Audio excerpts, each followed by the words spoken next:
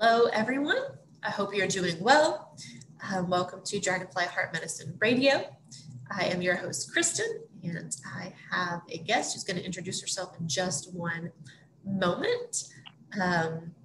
So we are in technically episode 10, but it's like episode 2 of the relaunch that I'm doing. I'm glad that you found us here, and we're going to just go ahead and dive right in. So I will let my guest introduce herself, because I love it when people do that. It takes me off the hook of trying to make you sound really awesome.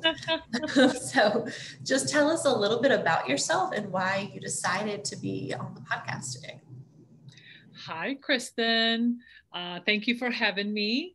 Hello, everybody. Thank you for being here, and thank you for listening in. I think it's going to be an awesome podcast.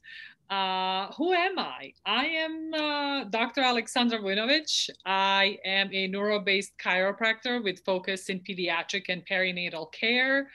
And I focus really on learning behavioral and socialization challenges through the lens of the developing brain, as well as preparing couples into the journey of parenthood. So I do a little bit of preconception health and also optimizing fertility. So that's a little bit about me. Prior to going to chiropractic school, I still do actually have a chemistry degree from Chapel Hill. I am an auntie. I love to travel. I love to really work on myself because the better I am personally, the better I can offer solutions for others, and easier it is for me to relate to people that might be going through certain challenges, right? The reason why I'm really interested in what I mentioned is my focus as a practice is because I had a atypical development, right? As a child, I never really crawled, and my parents were told in 1982 that that's okay. Well, we know that that is really not okay. Skipping milestone is really not okay. Along the way, we are going to be showing vulnerability to stress, vulnerability to changes in our lives that are eventually going to be showing up in different symptomology, different behaviors that perhaps are what we call undesired, right? That are going to be causing different things like, a bad kid, or somebody who cannot focus in school, or somebody who is not good at reading, or somebody who has dyslexia, or somebody who's just, an irritated kid or a rude kid who doesn't really know how to socially engage with others. And that all stems from early development gaps that, again, are just creating vulnerabilities in how we connect, engage, learn from our world. And as somebody who wants to allow our children to grow and become their best self, and to express the best expression of life and have the best expression of life, I feel like that should be our concentration, right? Optimizing what we are given as a body in order to engage, connect, and learn from our world. And then, of course, another self-serving side of all of this is that I am not a mother yet, but I am considered to be an advanced maternal age, right? I am past 35 years of age, but I know through the stuff that I've learned, through stuff, the way the body works, that I still can have children on my own. I just need to make sure that I prepare my body as well as my partner for this beautiful marathon that we're going to have to go through, right? And so I ask a lot of my patients, right, what is the biggest marathon that you're ever going to run? And that biggest marathon is actually your pregnancy. And so not a single marathoner in this world is going to decide to run a 10K without the appropriate steps, right? Without the appropriate way to train for it and to prepare their body for it. Yet we go into the pregnancy as if this just happened because of one night of fun. Well, we need to take a look at pregnancy a little differently, right? There has to be a way in which we prepare the body to allow us to pass on the best of us to our progeny. And that's what we're all about. Wow. Okay. So you said so many really interesting things, and I didn't know. I knew more of the chiropractic side of what you offer, but I didn't realize you also worked on, like, preparing the body and doing like this preconception work. And it's interesting you compared it to like running a race, preparing our body to go through something like that as women, for example. You train and you do things and you learn and you study, but yeah, it's like a lot of people are like pregnant and then not really sure what to do, or they don't change anything, or some people do too much or whatever. I think that's really interesting, and I also like how you talked about some of these experiences that we have in childhood we carry with us, and it affects our bodies and not just our minds in development. So I want to maybe dive in a little bit deeper with that first. Is just like, so we're talking about the development in childhood and it creating some stress in the body later on. So how would you begin to treat something with somebody who had, some kind of Absolutely symptoms, or, spinal or pelvic misalignment? Yeah, absolutely. So chiropractic in itself is truly about neurology. It's about somebody's brain and body connection, right? The conduit to how we influence and change the brain is through the spinal integrity. So when I work with children who have learning, behavioral, and socialization challenges, I don't per se treat their symptoms, but what I am looking at is how is their neurology efficient or inefficient as a result of different stress that may have been exposed either during preconception time. One of the things that we really know, and we are actually through research is very well known and very well accepted, is the 6 months prior to conception is extremely important time for both parents to optimize their health. So if during that 6th time of preconception, mom and dad have different stressors, or they have different susceptibility to having, say, insulin resistance, or they have different things, medically different things happening to them, we want to optimize their neurology in order to make sure that, again, the system that controls everything in your body is conducive to growth as opposed to survival. So neurology is divided into 2 parts. You can have it in a thrival mode, or you can have it in a survival mode. When we are under stress and unable to adapt to it properly, our system, our brains and the body, they go through changes that are not unavoidable. You cannot control these changes, right? You can just address them as they come about. And so the 2 main things that happen inside the body are subluxation, which is what I correct, neurostructural shifting in your spine, and gut dysbiosis. That is a response, a stress response by the body that happens as a result of too much stress. Now, why is that significant?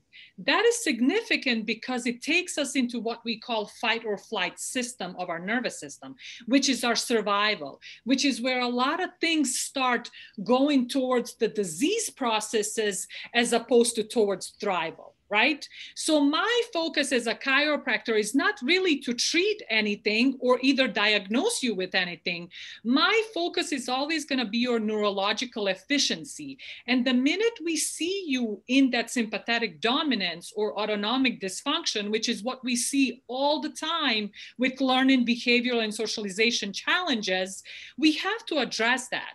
We have to address the neurological efficiency in order to make changes and help other professions have better outcomes with respect to these children, right? Or to adults, because adults suffer with anxiety, adults suffer with dyslexia. We have adults who don't like to read, right? Why is that? Why is that? Because their system is so overshot that they cannot manage to do really executive functions like reading. And that requires a really good balanced neurological efficiency. Does that make sense? Yeah, so that's interesting because, you know, when I think of a chiropractor, you know, I think of like, oh, my back hurts, let me go get it like popped back into place, or oh, my, you know, my pelvis feels a little bit out of alignment, let me just treat that. But you're talking about looking at, you know, the whole what's going on neurologically, looking at, you know, people's stress level and things like that. And I do feel that in this society, so many of us are in that flight and flight like on a daily basis, and we become used to that. Absolutely. And but it feels, yeah, it does like shorten my attention span when I'm in that, which this year's been really intense, so I feel like I've been in that more than normal. It is really hard to read or even like watch TV for more than a few minutes at a time because your brain is just so overwhelmed and taxed. And so yeah, it's Yeah. interesting. So like what do you suggest to help people free themselves of that? So there are different things that you want to work on when it comes to balancing your neurology, right? When you want to balance yourself first and foremost, there are coping mechanisms that we all need to have. And I'm going to start with the basic one. You have to have appropriate hydration for your system to utilize and process all the body's mechanisms that it has to go through on a daily basis. So that starts with regular water. If we're drinking too much coffee, unfortunately, we're dehydrated. If we're resorting to too much juice and too much Gatorade, we're dehydrated. So it has to be plain water. And our children and even our adults, we know that are not drinking enough water. So if we start there, I think we can make some small changes, right?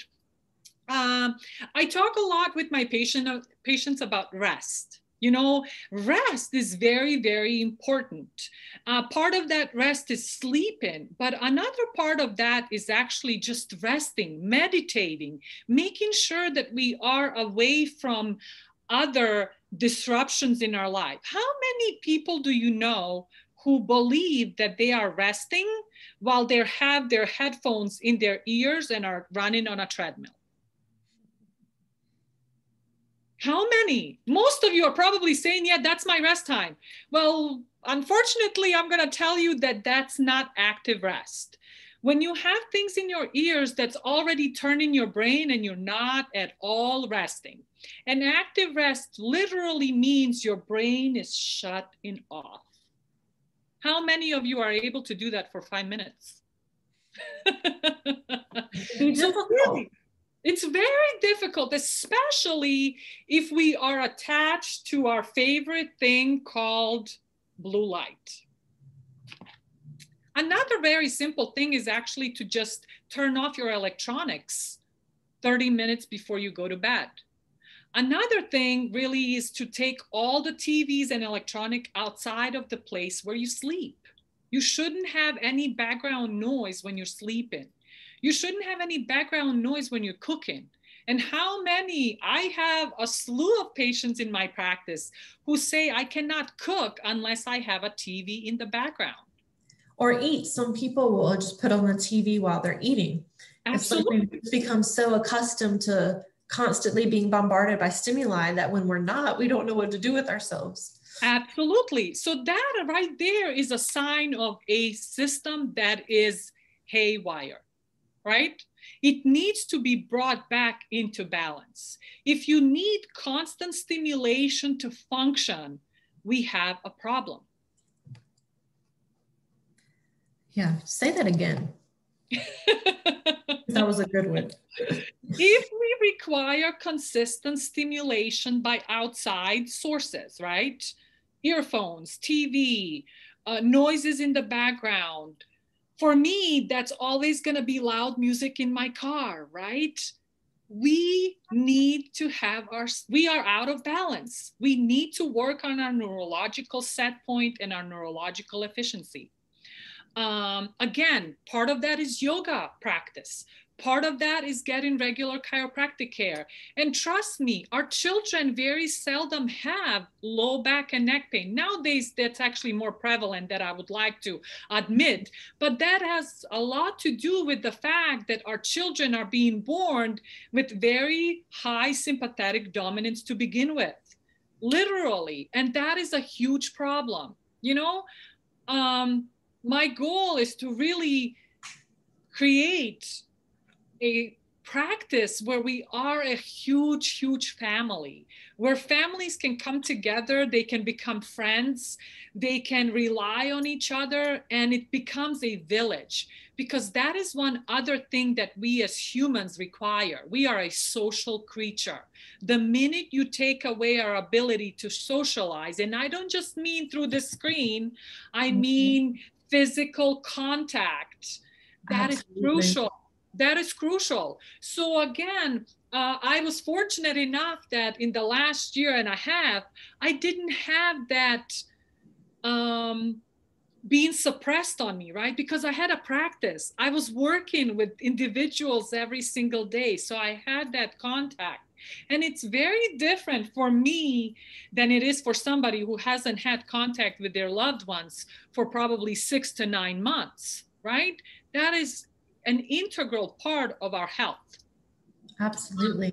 Yes. Yeah, she said so many things. So I just kind of want to summarize. So absolute key is staying hydrated, which I fully agree with. And it's summer and it's warmer. And for whatever reason, like I have found it extremely hard to stay hydrated this summer.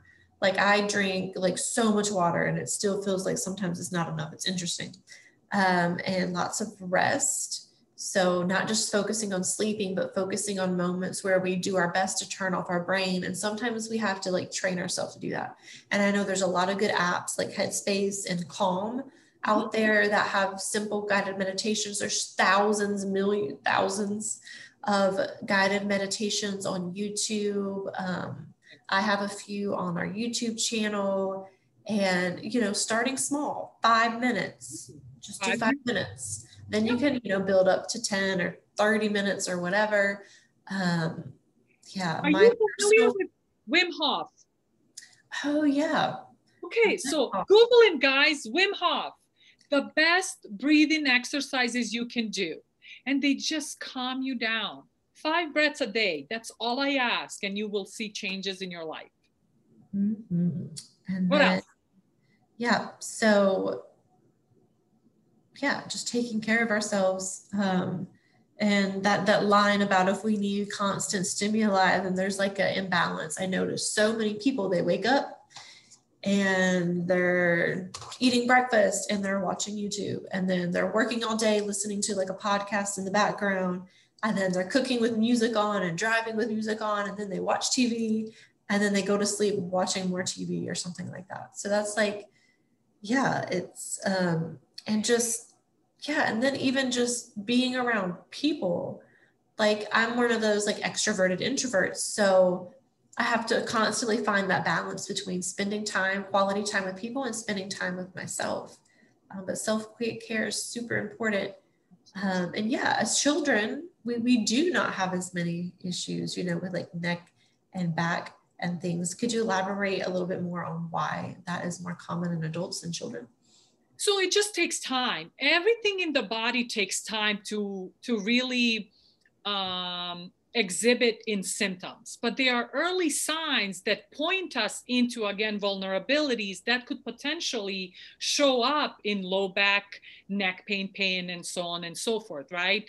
So for example, a child who doesn't crawl, we know that they are at a risk for not having the proper spinal integrity of their curves being formed, right? So if that's the case, then we have a likelihood of that they're going to develop some issues, headaches, low back pain, neck pain. All of that stems because of lack of the proper formation of the spinal column, right?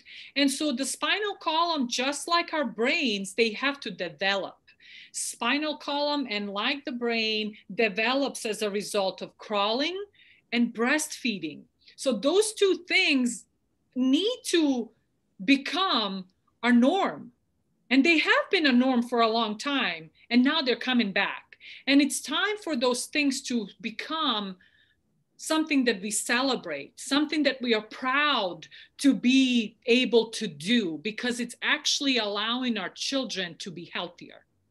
Mm-hmm. And so when I see a child that's not able to be on their tummy time for a long time, that's a red flag for me. A child that's very, very calm early on in their years, between 1 to 2 years of age, and they're not a rambunctious kid or an active kid, is a potential sign for concern.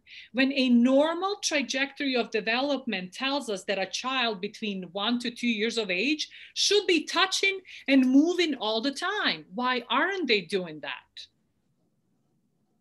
So simple things like this. As a matter of fact, another sign of a potential red flag is if a child cannot hold their head in alignment with their shoulders by the time they're 4 to 6 months of age. So all of those things are indicative, not just of their physical form, but that's an indication of how strong their nervous system is. How well are we in our parasympathetic nervous system, which is our growth branch, versus our stress system, which is our sympathetic system, our fight or flight, or sometimes freeze. Does that make sense? So yes, I love to help people who are in pain. And we have a fantastic track record. Why? Because it all stems from here. It's all in here. Your pain cannot be formed unless it's triggered by your brain. So the more we can neuroplasticize your brain, the bigger the rewards, right? And the neuroplasticity starts from the minute we are conceived. And so the mom and dad stress level impacts the quality in which we make and form the baby's nervous system. And so I believe, and I know through science, that a regular chiropractic check for a child who's born should be a norm. It's something that we do just like we take our children for a 6-month appointment for their dental appointment. It needs to be a practice that we practice because it's our brain. It is this that I take care of through the integrity of your spine. And I don't know a single person in this world who doesn't want to optimize this. And that's what I do. I optimize this. Yeah, because our brain and our mind is so important. And, you know, the connection, you know, the mind, body, spirit connection, you know, where all those different parts. But if they're not in alignment, it's not really doing us any favors and it's not serving our highest and best good. And I know for me, the past few years, I've had more spinal issues than I've ever had. I was in a car accident a few years ago, and it just seems like randomly, like it'll feel like I have whiplash all over again, and it'll be a couple of days and then it goes away. And so, you know, I probably definitely benefit some work with, you know, from you. And I've been having all kinds of other issues as well, which I'm not going to, you know, get into right now, but absolutely to explore. And yeah. So one of the things that I would like for the audience who's listening and who will be listening to this is to recognize that our bodies are not just parts. We are made of different parts, like the nervous system, the cardiovascular system, right? The digestion system. But if one is lacking in its ability to express its function, then all of them are going to have to catch up.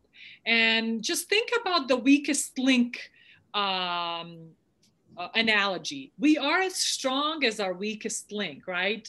And so the minute something within the body breaks down, the other parts have to pick up the slack. So as an analogy, right? And the more they work, because they're not designed to do that, they're going to break down much quicker, right? Mm-hmm. So again, we have to optimize the system that's responsible for ruling all the others. And that system is your brain. That system is your spinal cord that's protected by your spine. And so neurological efficiency is something that allows the rest of the body to express itself in the way it should, right? Let me ask you guys this way, if you can maybe better relate to this. What is the major reason relationships fail? What do you think? What do I think? Yeah. Lack of communication. Lack of communication. So what do you think happens to the body when there is lack of communication? All kinds of issues. Things breaking down, things being out of alignment, more stress, more pain. Absolutely. So what is the system in the body that's responsible for your communication? I can answer again. Yeah, absolutely. I keep thinking, like, waiting for somebody else to answer, and I'm like, it's just us. The nervous system. Our nervous system, our brains, our spinal cord, right? And the peripheral nerves that exit the spinal column. So we have to take care of that. And the integrity of our spine directly impacts our communication system. That's all chiropractic is about. And then in turn, we get to alleviate symptoms that are associated with lack of communication.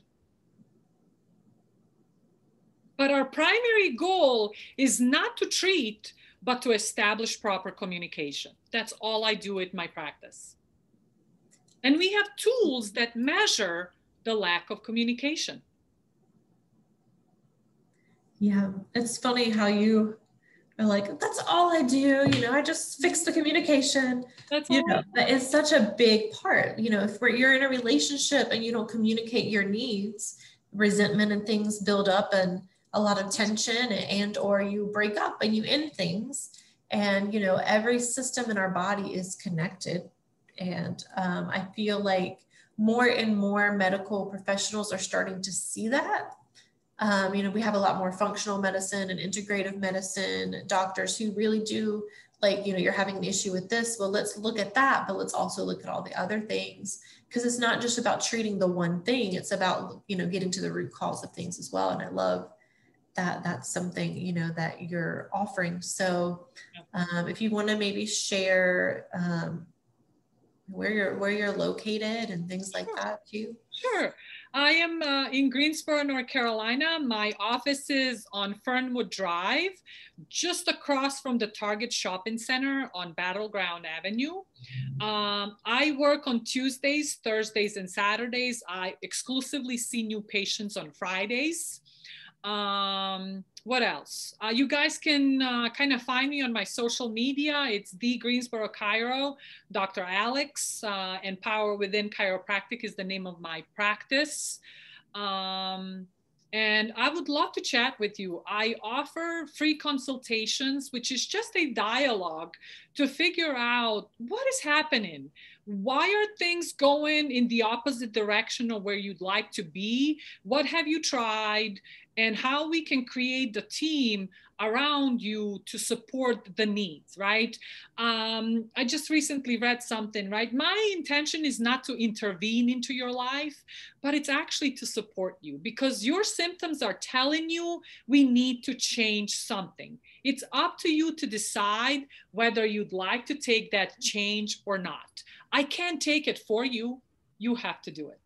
So as long as you're willing to partner with me on looking at your symptoms in slightly different lens, and kind of being open to guidance that the symptoms are just a communication tools that tells us the body has had enough of suppression, has had enough ignoring, that it needs to be louder than it has been, then we can chat.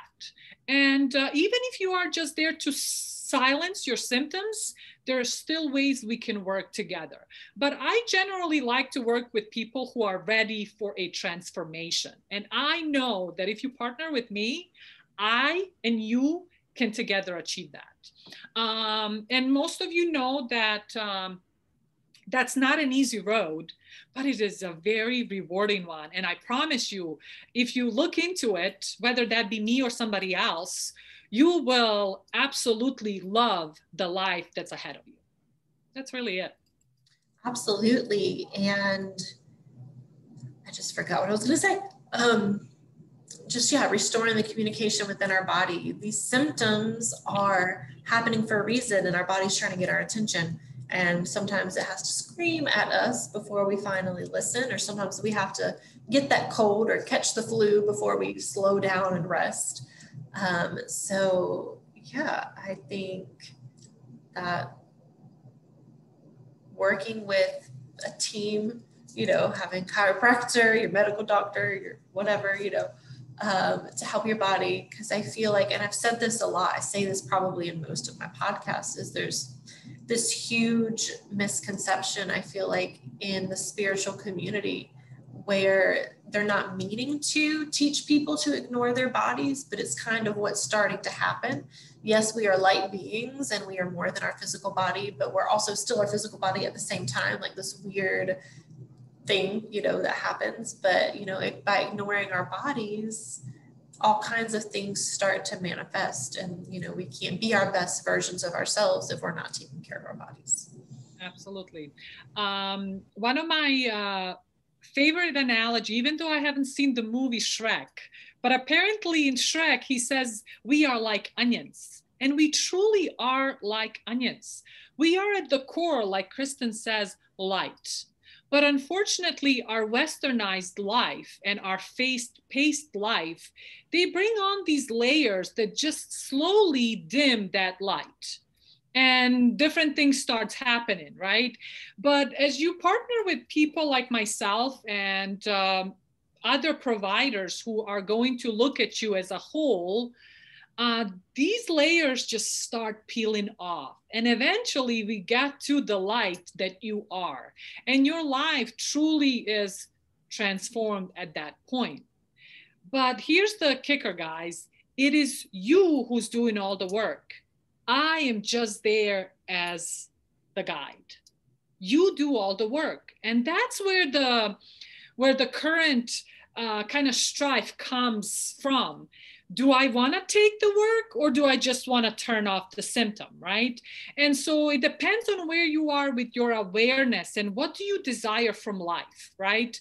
Do you believe that things control you, or do you believe that you can control things around you? And if we can kind of dissect that conversation, you have a place in either of these camps, because you can be somebody who relinquishes your authority, or you can grab onto it and change the trajectory of your being. And partnering with people like myself, that's what you get. So. Yes, 100%. You know, it's up to us. We are our ultimate healers at the end of the day. Doesn't mean we don't need help. Doesn't mean we don't need facilitators who help with that. But yeah, so many people are like, I just want to put a Band-Aid on this and move on with my life. But it's more to that, and it's not always, you know, easy, but like you said, it's absolutely worth it. And so, yeah, healing is not always easy. It's not always linear. It's messy and hard, yep. But it's most definitely possible when you have awesome people on your team, you know, to help with that. And yeah, is there anything else you want to share? Talk about? No, I just want to thank you for this opportunity. I mean, I love talking about this. And as you can see, I try to be the example of the transformation that we can achieve, the things that I personally do for my own health. And I share all that with all of my patients in my practice. And, you know, I want to invite you to consider that just because you want to have a conversation with somebody doesn't automatically put you in a quote unquote contract that you have to pursue this in any way if you at some point discover that you're not ready for this type of transformation, right? But don't stop yourself from at least having a conversation with another provider that has a little bit of a different lens in the way we look at you and the way we want to present your road to healing. And like Kristen said, you hold the power on your healing. And again, it is going to be messy. It is going to be non-linear. It is going to have its ups and downs, but that is the beauty. That's when you learn to grow and learn to believe in yourself. And that's what I love about my profession. That's what I love about your nervous system and my nervous system, because it holds the power of you. And if we unleash it, where is the end? Sky is the limit, as they say. Yes. And I mean, this has been such a refreshing conversation, because who knew, when chiropractic work, what it really is at its core, and how it relates to your nervous system, which relates to everything. And I think a lot of times people don't really see it that way. So thank you so much for sharing your perspective.